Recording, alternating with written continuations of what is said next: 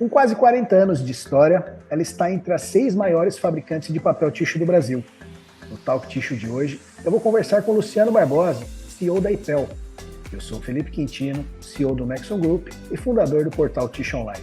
Sejam bem-vindos a mais um Talk Tissue.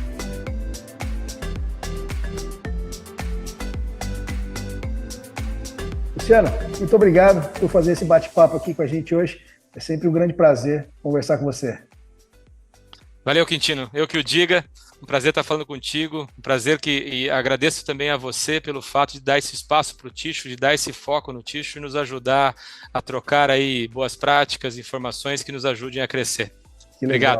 Obrigado eu. Vamos lá, fazer nosso bate-papo. Luciana, a IPEL está prestes a completar 40 anos, né, que eu acabei de mencionar, com uma história de grande sucesso, né, na indústria de tixo e com grandes investimentos feitos nos últimos anos. Como é que a IPEL está enxergando o mercado atual e se preparando aí para os próximos 40 anos, vamos dizer, né? É isso aí, vamos colocar mais 40 em cima, né, Quintino? Acho que o grande desafio da gente como CEO é justamente, dentre eles, né, e é o que espera as famílias e os acionistas que nos contratam, é que a gente gere prosperidade e perpetuidade, né? Então tá aí, vamos lutar pelos próximos 40. Legal. A IPEL, como você disse, vem de uma história muito bonita, né? A IPEL é uma empresa que nasceu de ferro velho na visão de duas pessoas iluminadas, né? E extremamente arrojadas, que construíram uma empresa fantástica que hoje tem aí 800 pessoas, né? Vivendo diretamente dessa empresa em dois segmentos muito fortes, doméstico e institucional, e que de fato vem num processo de governança e de transformação de negócio impressionante. Então, uma empresa redonda, uma empresa bonita, uma empresa de pessoas boas, de pessoas de bem, então uma empresa muito séria, que tem uma repercussão e um nome muito importante no mercado, construído justamente por isso, né? Por serem pessoas que respeitam as regras do jogo e que, de fato, fazem as coisas dentro das 4 linhas. Quando a gente olha para esses 40, é só comemoração, esses futuros 40, né, que estão chegando aí, é só comemoração. Quando a gente olha para o futuro, né, Quintino, a gente vê que o nosso mercado de tixo como acontece no mundo todo, ele está se reinventando, né? Uhum. Então, assim, consolidações são muito comuns. Eu vim de um segmento cerâmico também com consolidação, então não ia demorar muito para chegar no nosso segmento. Chegou rápido, né? Quintino, se a gente parar para avaliar, chegou rápido, chegou forte, né? Foi intenso. Eu acho que a pandemia deu uma acelerada e uma facilitada nesse processo de consolidação também. Confesso a você que a consolidação não é algo que me assuste. Eu acho que a consolidação ela deixa o mercado do segmento mais forte. Ela causa um impacto porque empresas mais estruturadas, empresas maiores têm uma tendência de ter uma gestão mais eficiente e são mais combatidas, né, e combatíveis no mercado, então exigem da gente que a gente se desenvolva à altura, né, que a gente também busque essa melhoria de eficiência de gestão, que a gente também busque um processo, né, um controle de processo cada vez mais eficiente.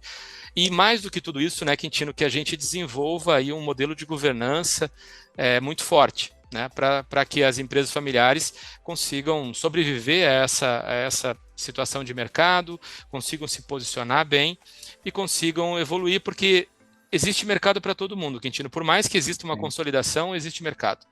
Então, a gente tem o nosso mercado, a gente está muito bem posicionado nos segmentos doméstico e principalmente no segmento institucional.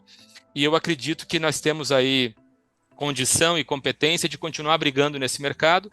E a gente vem, né, Quintino, mesmo que o mercado se consolidando, mesmo com toda a pressão de custo e pressão de preço que a gente viveu nos últimos anos, a gente vem crescendo e crescendo muito forte.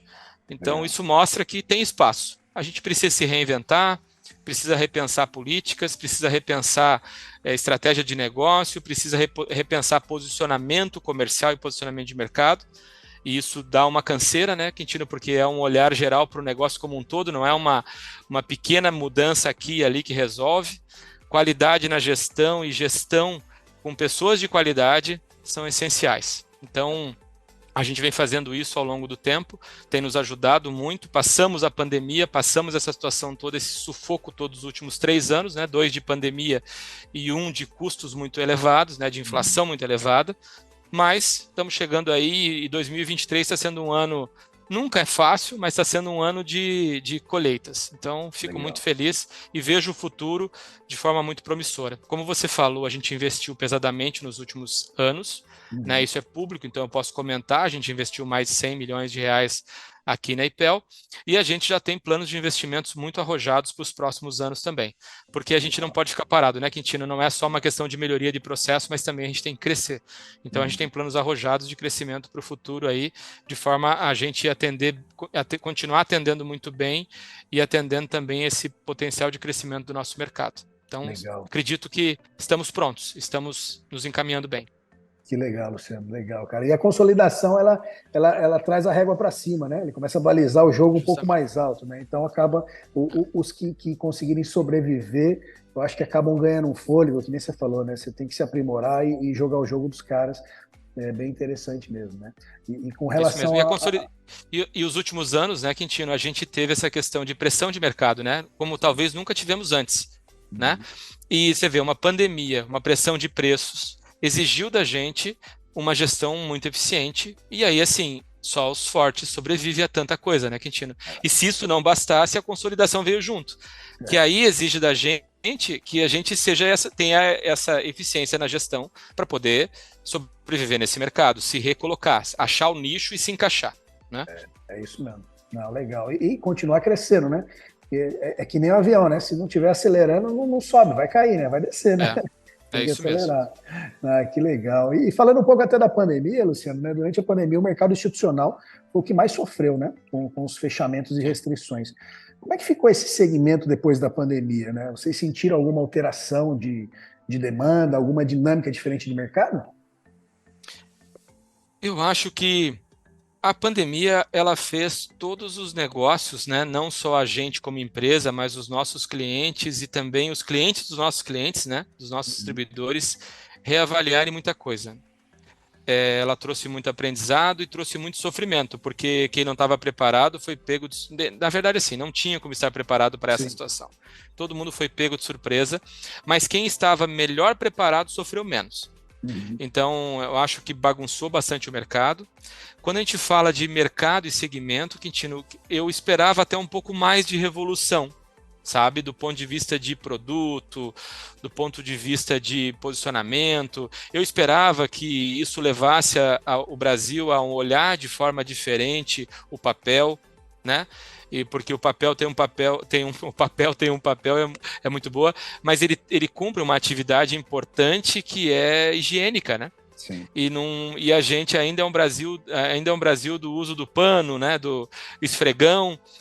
E acho que não veio tão forte, Quintino, porque junto com ele veio um custo de vida acelerado e que tirou o poder de compra das pessoas, né? Então a gente acabou não conseguindo levar essa tradução, né, e levar essa mudança para o nosso segmento, para o nosso mercado, porque temos que lembrar que o Brasil consome 6 quilos de papel por habitante, enquanto a gente tem os Estados Unidos com mais de 20 quilos por habitante, né? Então, esse comportamento, eu acredito que ele ainda há de vir, né? Existe aí um marco regulatório e sanitário que deve nos ajudar para uma visão aí, mas aí estamos falando de visão de 10, 20 anos, acho que isso deve evoluir e isso vai com certeza ajudar o nosso segmento institucional. Então, como transformação de negócio no institucional, a gente não viu assim uma grande transformação. O mercado sofreu esses impactos, o institucional nosso não foi diferente, a gente tinha muito cliente vinculado a eventos, por exemplo, que sofreram até mais do que todos os outros, e isso passou, né? Felizmente passou, e o que a gente percebeu em 2023 foi um institucional muito forte, né? Com um crescimento muito, muito importante. Então, assim, o institucional voltou aos patamares que estava no passado. Essa pandemia judiou muito de alguns players, né? A gente teve alguns até que saíram do mercado, né? Que quebraram, que fecharam fábrica, né? Que são do segmento institucional. Então, a gente acabou absorvendo parte desse crescimento.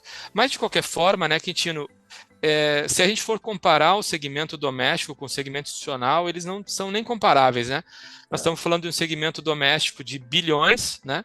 E do segmento institucional de milhões. Então, ele é um segmento muito importante para nós, a IPEL está muito dedicada a ele, né? Mas ele é um segmento de volume muito menor do que o segmento do segmento doméstico, por exemplo.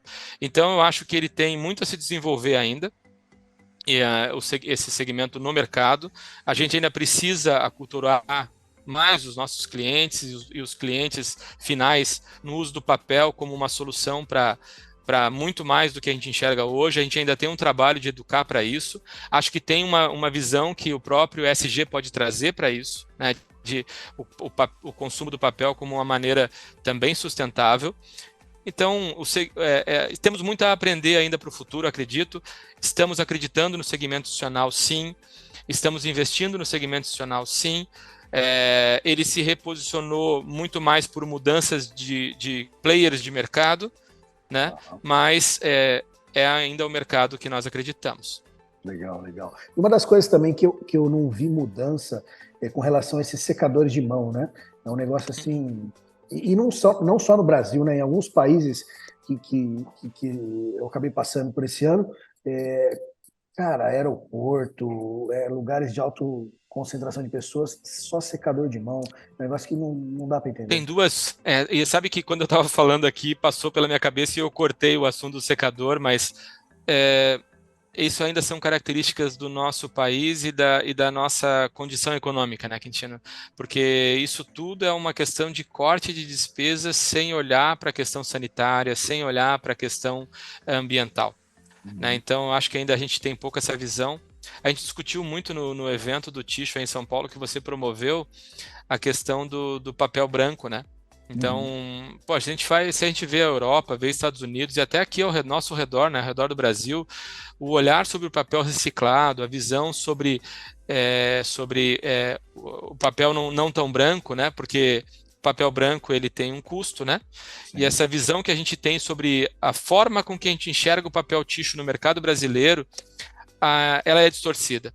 Então, assim, o segmento institucional, talvez o grande aprendizado desse segmento, Quintino, seja a gente olhar para um papel reciclado. Hoje, muitas licitações de mercado, e até uma certa restrição de mercado a um papel reciclado, que é muito mais sustentável e que tem muito mais apelo, né, para o mercado, inclusive consegue propor posicionamento de preço melhor para o mercado, não é bem visto. Não é bem aceito. E a gente sabe, né, Quintino, que o papel reciclado evoluiu de forma absurda. Além dele ter uma função de ter uma economia girando, né, toda a economia girando em torno de uso contínuo, né, ou seja, a geração do resíduo e o resíduo sendo reusado. Então, isso tem um efeito muito importante na economia, né? Muitas empresas giram em torno disso. Além de tudo isso, tem a questão de que a reciclagem, o processo de reciclagem hoje, ele praticamente devolve a fibra a seu estado de origem, né? Sim. Então, assim, a gente tem uma qualidade de produto enorme e a gente não pode explorar isso, porque ainda existe um espaço que a gente precisa discutir. Eu acho que o institucional é um dos principais segmentos nesse sentido. Ele é ainda muito amarrado à fibra celulósica virgem, à acelulose, e ele tem isso a gente precisa trabalhar também para mudar, sabe? Então, e não estou nem dizendo de fazer papel amarelo, Quintino, estou falando só em fazer um papel menos branco. Menos branco, né? Menos branco. Então, mas eu acho que aí talvez esse seja um caminho importante para a gente trabalhar e talvez o caminho de mais curto prazo, sabe? Sim. O caminho que a gente consiga ter uma viabilidade mais rápida. Mas aí tem um aprendizado importante e do mercado também. E acredito que o papel, no final das contas, é nosso de fazer essa transformação, sabe? Sim. A gente tem que assumir a liderança disso e trabalhar para isso no nosso mercado. Fazer uma educação no mercado, né? Acho que é em cima da educação para tentar mudar isso aí, né? Em vez de a gente investir em marketing para venda, a gente investir em marketing para o SG, sabe? Para essa visão e traduzir isso na visão do cliente, e mostrar para o cliente e demonstrar para ele. Né? Você bota um produto do lado do outro, Quintino, e sinceramente não tem diferença. Sim. Para o uso, não tem diferença nenhuma. Não vai mudar. Com certeza, com certeza. Não, legal. E você comentou a respeito do Ticho Summit. Nesse ano vocês participaram com a gente lá no evento que a gente realizou em março em São Paulo. E o tema, né, do nosso evento é ESG. E durante o evento a gente pôde constatar aí que a indústria de ticho, seja ela pequena ou grande, né, ela já tem uma agenda bem atuante, né, de ESG, né, já está no DNA da indústria de ticho, né, o ESG. Sim. mesmo que muitos ainda não saibam ou não denominem como uma agenda ESG, né? Eu gostaria que você falasse um pouquinho, Luciano, a respeito das ações de ESG da IPEL.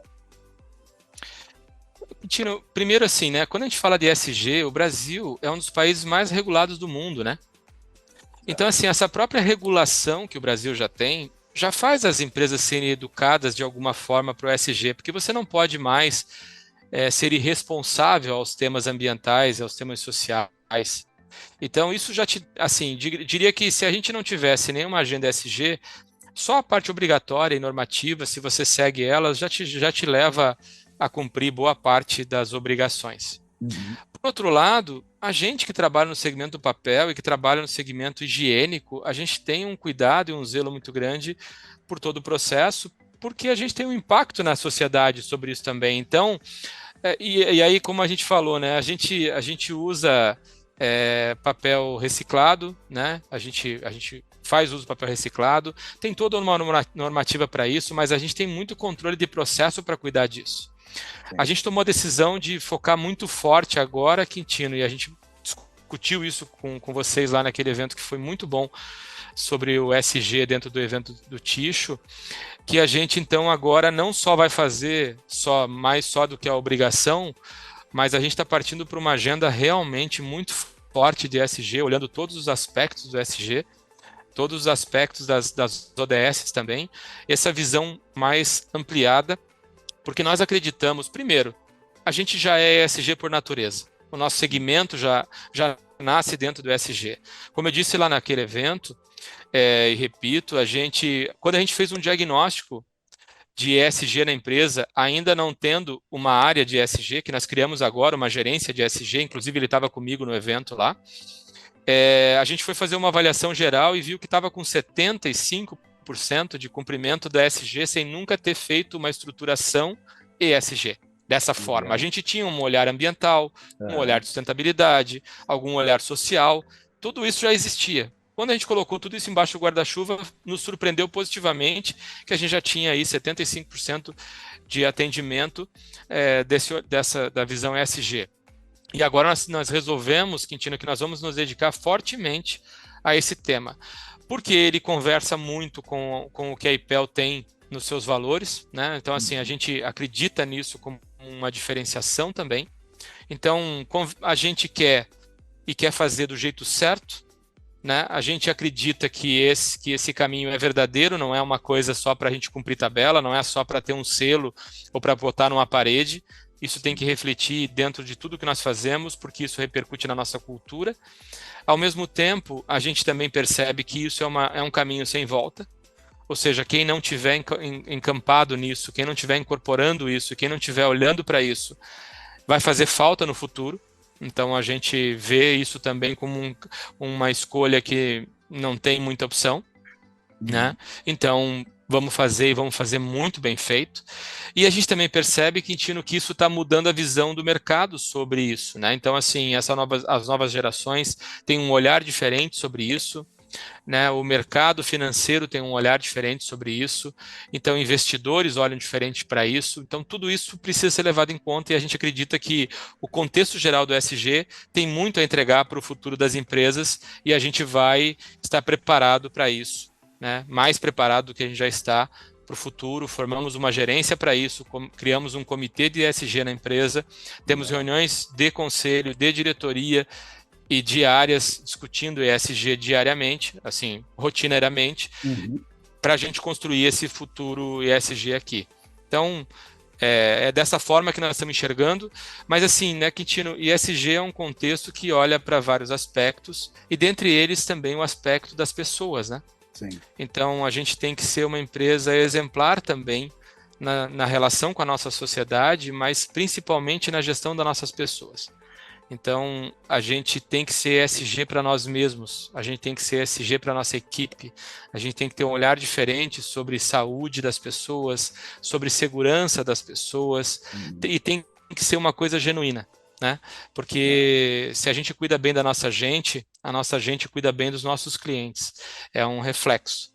Então, não adianta ter uma agenda ESG para o mercado se você não tiver uma agenda ESG para dentro de casa.